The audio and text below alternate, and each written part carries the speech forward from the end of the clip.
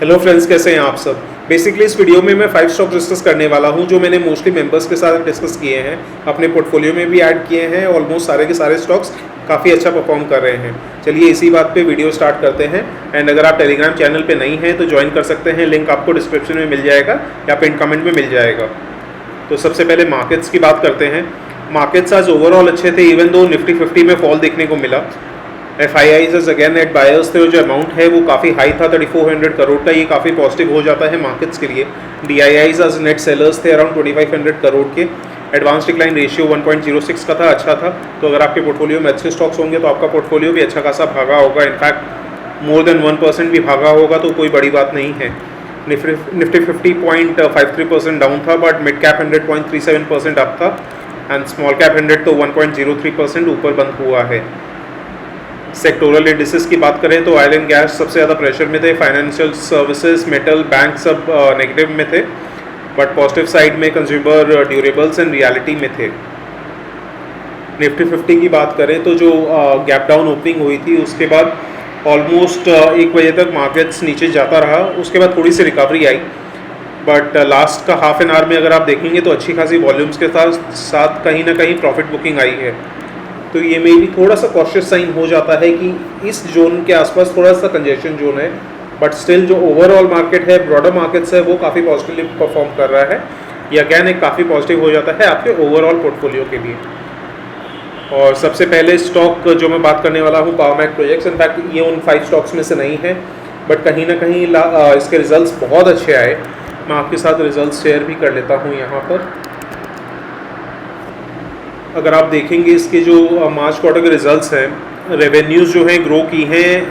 अगर आप year on year देखें 902 करोड़ से 1174 करोड़, एंड प्रॉफिट जो है 47 करोड़ से 75 करोड़ हो गया है। ऑलमोस्ट 60% का ग्रोथ देखने को मिला है। Same with EPS obviously. तो उसके बावजूद इसमें थोड़ी सी प्रॉफिट बुकिंग आ रही थी। अगर आप देखेंगे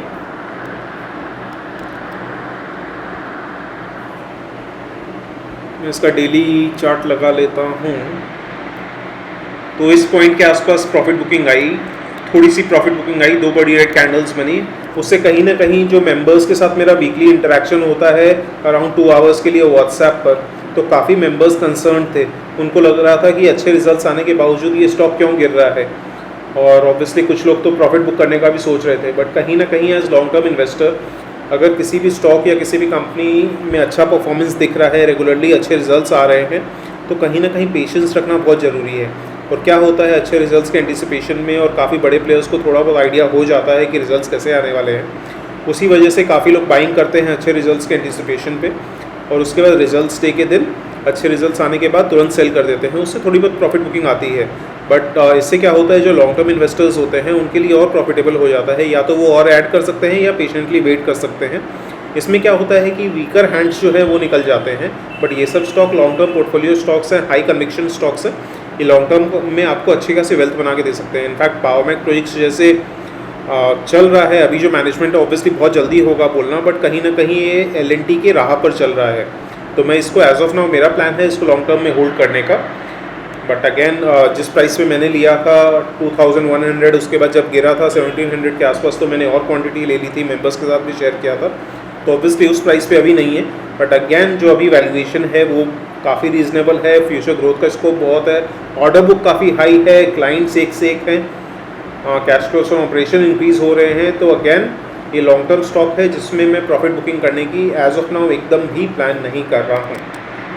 उसके बाद चलिए आते हैं उन 5 स्टॉक्स पे जो मैंने मेंबर्स के साथ ही डिस्कस किए हैं। मोस्टली एक आधे रील में मैंने आपको बताया होगा। पहला स्टॉक है, ये कहीं ना कहीं माइक्रो कैप स्टॉक है। ऑब्वियसली 578 करोड़ की कंपनी है, तो बहुत बहुत बहुत रिस्की हो जाती है। तो इसमें मैंने उतना ही अमाउंट इन्वेस्ट किया है जितना मैं सेफली लूज़ करने को तैयार हूँ। बट अगेन ग्रोथ पोटेंशियल बहुत ज़्यादा है, रिस्क ज़्यादा है, तो obviously risk and return proportional होते हैं स्टॉक मार्केट में। स्टॉक प्राइस अर्निंग्स रेशियो इसका 27.8 का है, बट कहीं ना कहीं इसका जो मेन फोकस है, सबसे पहले तो मैंने ये कंपनी करती क्या है, ये बेसिकली इंडस्ट्रियल रेफ्रिजरेशन में है। एंड जैसे जैसे मॉल कल्चर बढ़ रहा है, फूड स्टोरेज पे गवर्नमेंट का फोकस ज़्यादा हो गया है, क्योंकि ऑब्वियसली फूड वेस्टेज कम करनी होगी। और जो सीरियल्स हैं, ग्रेन्स हैं, बाकी फूड आइटम्स हैं जो लॉन्ग डिस्टेंसेस ट्रैवल करते हैं, तो जो ट्रैवलिंग के वक्त रेफ्रिजरेशन होना बहुत ज़रूरी है। ट्रक्स वगैरह में, तो ये वो रेफ्रिजरेशन इंस्टॉल करने में हेल्प करती है। तो इसी वजह से मैंने ये स्टॉक लिया था, और ऑब्वियसली ग्लोबल वार्मिंग की वजह से अपने देख सकते हैं, खुद ही एक्सपीरियंस कर सकते हैं कितनी ज़्यादा गर्मी बढ़ रही है, तो इंडस्ट्रियल रेफ्रिजरेशन की डिमांड फ्यूचर में बढ़ सकती है। इसके ऊपर मैंने एक रील भी बनाई थी, बट ऑब्वियसली स्टॉक का नाम नहीं बताया था। अभी 2-3 दिन पहले ही इसके रिजल्ट्स आए हैं, आप देख सकते हैं। सेल्स इसके अगर year on year he consider करना पड़ेगा, क्योंकि ऑब्वियसली वेदर से काफ़ी इम्पैक्ट होगी इसकी डिमांड, मानसून या ठंड में इसकी डिमांड कम होगी। तो इसीलिए अभी मार्च क्वार्टर के रिजल्ट्स देखते हैं, तो सेल्स लास्ट ईयर थी 77 करोड़, जो बढ़ के हो गई है 114 करोड़। प्रॉफिट जो है 5.53 करोड़ से 8.63 करोड़ हो गया है, एंड EPS 3.52 से 5.47 हो गया है। तो नॉट सरप्राइजिंगली इसमें 2 दिन से अपर सर्किट लग रहा है, कल भी इसमें अपर सर्किट लगा है, कल यानी ट्यूसडे 30 में, आज यानी 31 में 5% का इसमें अपर सर्किट लग रहा है। मैं इसको होल्ड कर रहा हूँ, एंड ये मेंबर्स के साथ मैंने पहले ही शेयर किया था। एंड इसका बैलेंस शीट देखिए, 65 करोड़ का रिजर्व है, उसके कंपैरिजन में डेट बहुत ही कम है, तो माइक्रो कैप होते हुए डेट कम होना ये काफ़ी पॉजिटिव हो जाता है। एंड उसके बाद cash flow from operating activities भी इसमें अभी अपडेट नहीं हुई है, बट मैंने जितना चेक किया था अराउंड 22 करोड़ के आसपास कैश फ्लो फ्रॉम ऑपरेशंस थे मार्च 2023 के एंडिंग में।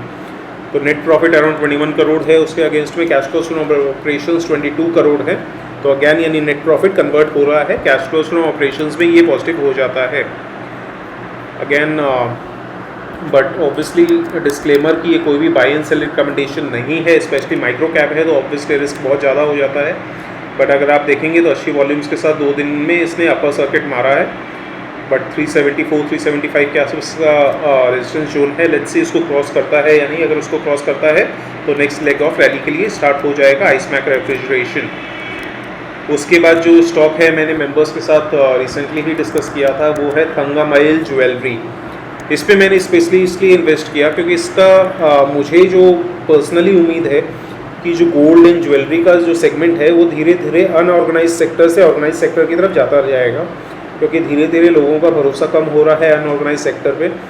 एंड ऑर्गेनाइज सेक्टर में बिल है, हॉलमार्क का तो ऑब्वियसली मैंडेटरी हो गया सारे ज्वेलर्स में, फिर भी जो ऑर्गेनाइज सेक्टर है उसकी डिमांड बढ़ सकती है। इसी वजह से इसके रिजल्ट्स भी काफ़ी अच्छे आए थे, यानी मैंने मेंबर्स को भी रिसेंटली ही में सजेस्ट किया था ये स्टॉक। एंड अगर आप देख सकते हैं ऑब्वियसली क्योंकि फेस्टिवल रिलेटेड सेल्स होती है तो year on year he consider करेंगे। 609 करोड़ से 772 करोड़ हो गई है। नेट प्रॉफिट देखिए आप 8 करोड़ से 31 करोड़ हो गया है। तो अगैन कोविड के जो नेगेटिव इम्पैक्ट थे उससे अब ये बाहर निकल रहा है एंड काफ़ी पॉजिटिव लग रहा है लॉन्ग टर्म के लिए स्टॉक। एंड अगर इसके टेक्निकल्स की बात करें तो मैंने मेंबर्स को अराउंड 12:30 के आसपास कुछ ही दिन पहले सजेस्ट किया था, एंड उसके बाद आप देख सकते हैं लगातार ये ऊपर की तरफ जाया जा रहा है, बट कहीं ना कहीं इसका RSI ऑलमोस्ट 83 के आसपास है, तो ओवरबॉट जोन में है। But again buy on dips की स्ट्रैटेजी लगाई जा सकती है, इसमें लॉन्ग टर्म के लिए काफ़ी अच्छा स्टॉक लग रहा है ये। उसके बाद जो स्टॉक है एम्बर एंटरप्राइजेज, ये स्टॉक ऑब्वियसली एक समय काफ़ी पॉपुलर था रिटेल इन्वेस्टर्स के सामने, बट ऑब्वियसली वैल्यूएशन बहुत हाई हो गई थी जिसकी वजह से इसमें काफ़ी फॉल आया। बट अभी काफ़ी अट्रैक्टिव लगने लगा है, इसका प्राइस अर्निंग्स रेशियो अभी भी 45.4 का है। बट अगेन इस इंडस्ट्री में कंपनीज़ को ज़्यादा प्राइस अर्निंग्स की रेटिंग मिलती है, ज़्यादा वैल्यूएशन मिलती है। बट इसके मार्च क्वार्टर के रिजल्ट्स देखेंगे तो ईयर ऑन ईयर आप देखते हैं 1900 करोड़ के आसपास से सेल्स हो गई है 3000 करोड़ के आसपास, एंड नेट प्रॉफिट हो गया है 59 करोड़ से 108 करोड़। तो ऑब्वियसली अच्छा खासा ग्रोथ दिखाया है कंपनी ने। At the same time company future को लेकर भी काफ़ी बुलिश है। उनका कहना है कि the company is confident of outgrowing the industry in the RAC segment, यानी refrigeration and air conditioning segment. And उसके बाद मोटर डिवीजन में भी कंपनी एक्सपेक्ट कर रही है 30 to 35% ग्रोथ। तो मैनेजमेंट बहुत ज़्यादा अग्रेसिवली अब वापस फोकस कर रही है ग्रोथ के ऊपर, एंड तो सस्टेन हो सकता है क्योंकि मैनेजमेंट इतनी aggressive. At the same time refrigeration and air conditioning की डिमांड फ्यूचर में अच्छी खासी बढ़ सकती है। एंड ऑब्वियसली जैसे स्मार्टफोन्स आजकल हर जन के पास होता है, वैसे ही धीरे धीरे चांसेस पूरे हैं कि एयर कंडीशनिंग भी काफ़ी कॉमन हो जाएगी। अभी भी इंडिया में एयर कंडीशनिंग की पेनिट्रेशन उतनी हाई नहीं है, तो एयर कंडीशनिंग की डिमांड भी फ्यूचर में और ज़्यादा रह सकती है, जिससे एम्बर एंटरप्राइजेज जैसी कंपनी को काफ़ी फ़ायदा मिल सकता है। इसके अगर टेक्निकल्स की बात करें तो रिजल्ट्स आने के बाद इसमें अच्छा खासा मोमेंटम देखने को मिला था, बट उसके बाद से ये एक ही लेवल पे कंसोलिडेट कर रहा है। तो अगेन आप धीरे धीरे इसमें स्टैगर्ड मैनर में ऐड करके चल सकते हैं। लॉन्ग टर्म के लिए अच्छा स्टॉक लग रहा है एंड फ्यूचर ग्रोथ को देखते हुए इसमें पोटेंशियल बहुत लग रहा है। एंड ऑब्वियसली इसको आप देखेंगे तो अपने 52 वीक हाई से ऑलमोस्ट आप देखेंगे 50% करेक्ट हो गया था। ये 4000 के लेवल पे था, उसके बाद 2000 या 1800 पे आ गया था या इवन बिलो। तो अभी बट एज ऑफ नाउ अब ये अच्छा लगने लगा है फाइनली। उसके बाद जो स्टॉक है कंट्रोल प्रिंट, ये बेसिकली इंडस्ट्रियल प्रिंटिंग में है, कमर्शियल प्रिंटिंग में है एंड इसके अराउंड 17,000 प्रिंटर्स इंस्टॉल्ड हैं वर्ल्ड वाइड, सॉरी इंडिया में मोस्टली। एंड उससे क्या होता है, इसकी जो कंज्यूमेबल्स की डिमांड है उसकी डिमांड रेगुलरली बढ़ती है। ये कहीं ना कहीं इसको बोलेंगे basically razor and blade model जो जिलेट ने पॉपुलर किया था कि अपने जो रेजर हैं वो आप सस्ते में बेच दो, उसके बाद ब्लेड्स रेगुलरली सेल कर करके आप अपनी रेवेन्यूज़ बनाते रहो। तो कहीं ना कहीं इसमें भी वो मॉडल थोड़ा सा अप्लाई हो रहा है, क्योंकि बट इसके इंडस्ट्रियल प्रिंटर्स उतने चीप नहीं है जितने जिलेट के नॉर्मल जो रेजर होते हैं लोगों के लिए। बट उसके कंपैरिजन में अगर आप देखें तो इंडस्ट्रियल प्रिंटर्स की डिमांड अच्छी है एंड धीरे धीरे ऑलमोस्ट हर एक फील्ड में गवर्नमेंट अब मेंटेन कर रही है कि आपको लेबलिंग करनी पड़ेगी पैकेजिंग पे, चाहे वो एग्रीकेमिकल्स हो, ऑटोमेटिव हो, बेवरेजेस हो, इलेक्ट्रॉनिक्स हो, एफएमसीजी हो। तो फ्यूचर में जैसे जैसे लेबलिंग रिक्वायरमेंट बढ़ेंगी एंड ऑब्वियसली कहीं ना कहीं ब्रांडिंग के लिए लेबलिंग बहुत ज़रूरी हो जाता है। तो इसकी वजह से कंट्रोल प्रिंट की डिमांड फ्यूचर में अच्छी रह सकती है and at the same time consumables जो है इंक रेगुलरली सेल करती रहेगी। इसके अराउंड 17,000 प्रिंटर्स इंस्टॉल्ड हैं, तो वो कंज्यूमर्स या वो इंडस्ट्रियल यूजर्स रेगुलरली डिमांड करते रहेंगे कंज्यूमेबल्स की। एंड आप इसके क्लाइंट्स देख सकते हैं, टॉप के क्लाइंट्स हैं कोलगेट हो, HUL हो, गोदरेज हो, सिप्ला हो, कैडबरी हो, एक्सेट्रा। एंड ये मैंने कल ही स्टॉक ऐड किया है अपने पोर्टफोलियो में, डिस्क्लोजर है ये अराउंड 625 लेवल पे। मैंने मेंबर्स को भी तुरंत इन्फॉर्म कर दिया था। एंड आप देख सकते हैं काफ़ी स्ट्रॉन्ग स्टॉक है एंड ऑलमोस्ट जनवरी में ये 389 या 400 के आसपास था, अभी अराउंड 635 के आसपास चल रहा है। बट वैल्यूएशन अभी भी रीजनेबल लग रही है, 19.9 की है। बुक वैल्यू भी अराउंड 4 से बिलो है, क्योंकि सॉरी बुक वैल्यू 180 है, price to book value around 4 से बिलो है। तो ओवरऑल कंपनी काफ़ी अच्छी लग रही है। आप ज़्यादा डिटेल्स स्क्रीनर पे जाके चेकआउट कर सकते हो, ज़्यादा वीडियो लंबा हो जाएगा इसलिए मैं बहुत ज़्यादा डिटेल्स में नहीं जा रहा हूँ। बट लास्ट फ्यू डेज़ की अगर आप नीचे वॉल्यूम्स देखेंगे तो ग्रीन कैंडल्स की वॉल्यूम्स बहुत ज़्यादा है। RSI अराउंड 70 या 69 के आसपास है, तो ओवरबॉट जोन में अभी भी नहीं गया है। तो आप इसको अगेन लॉन्ग टर्म पोर्टफोलियो के लिए कंसिडर किया जा सकता है। बट अगेन डिस्क्लेमर कि ये कोई भी बाइंग एंड सेलिंग रिकमेंडेशन नहीं है, आपको खुद अपनी स्टडी करनी है, तो उसके बाद इन्वेस्टमेंट के लिए सोचना है। एंड लास्ट ऐसा स्टॉक जो मैंने कुछ ही दिन पहले डिस्कस किया था मेंबर्स के साथ, वोल्टाम ट्रांसफॉर्मर्स अराउंड 3120 पे एंड इसके रिजल्ट्स फिनोमिनल आए हैं। एंड आप देख सकते हैं कुछ ही दिनों में ये ऑलमोस्ट 30% का रिटर्न्स दे चुका है मेंबर्स को। प्राइस अर्निंग्स रेशियो 21.1 के आसपास है, बुक वैल्यू 1094 के आसपास है। That means price to book value around 4 के आसपास हो जाती है। प्राइस टू बुक वैल्यू एक बहुत ही ऐसा चीज़ है या रेशियो है जो काफ़ी रिटेल इन्वेस्टर्स भूल जाते हैं कंसिडर करना, उनको सिर्फ प्राइस अर्निंग्स पे फोकस रहता है। बट कहीं ना कहीं प्राइस टू बुक वैल्यू काफ़ी कंपनीज़ की 10 या 10 से बहुत ज़्यादा हो जाती है, तो उसमें थोड़ा सा कॉशियस रहना ज़रूरी है। एंड उसके बाद आप इसके भी रिजल्ट्स देख सकते हैं, रिजल्ट्स फिनोमिनल आए थे। Year on year cells grow की है 387 से 440 करोड़, 52 करोड़ से 77 करोड़ हो गए हैं। Net profit, cash flows from operations देखेंगे आप तो अगेन 168 करोड़ हो गए हैं, तो record cash flows from operations हुए हैं जो काफ़ी पॉजिटिव हो जाता है। प्रोमोटर होल्डिंग अगेन फिक्स्ड है एंड FIIs एंड DIs की होल्डिंग मिलाकर देखेंगे तो अराउंड 39% के आसपास है। एंड ओवर द टाइम अगर आप जून 2020 में देखेंगे तो पब्लिक की होल्डिंग 13.12 थी, जो कम होकर 10.48 हो गई है। तो कहीं ना कहीं एक थोड़ा सा पॉजिटिव ये हो जाता है, जिसमें पब्लिक की होल्डिंग कम होती है वो कहीं ना कहीं पॉजिटिव हो जाता है ओवरऑल मार्केट्स के लिए या स्टॉक के लिए। उसके बाद आप वोल्टाम ट्रांसफॉर्मर्स को देखेंगे, टेक्निकल्स आप देख सकते हैं क्या ब्यूटीफुल मूवमेंट आया है, रिजल्ट्स आने के बाद अच्छा खासा ऊपर चला गया है। तो ऑब्वियसली थोड़ा सा वेट करना सही रहेगा। आप इसका RSI भी देख सकते हैं, ऑलमोस्ट 90 के आसपास पहुंच गया है, तो थोड़ा सा डिप का वेट कर सकते हैं क्योंकि एट दिस पॉइंट लेना काफ़ी रिस्की हो जाएगा। बट अगेन लॉन्ग टर्म के लिए ट्रांसफॉर्मर्स की डिमांड अच्छी खासी रह सकती है, स्पेशली पावर की डिमांड अपने जानते हैं हर जगह अच्छी रहने वाली है। तो ऑब्वियसली वोल्टाम ट्रांसफॉर्मर्स काफ़ी अच्छा लग रहा है लॉन्ग टर्म के लिए।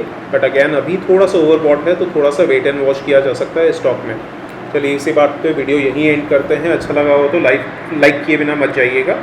एंड आप ऑब्वियसली मेंबरशिप कंसिडर कर सकते हैं। नीचे ज्वाइन बटन दिख रहा होगा आपको, उसमें आप 299 का प्लान अगर लेते हैं तो व्हाट्सएप पे आप मेरे साथ कनेक्ट कर सकते हैं डायरेक्टली।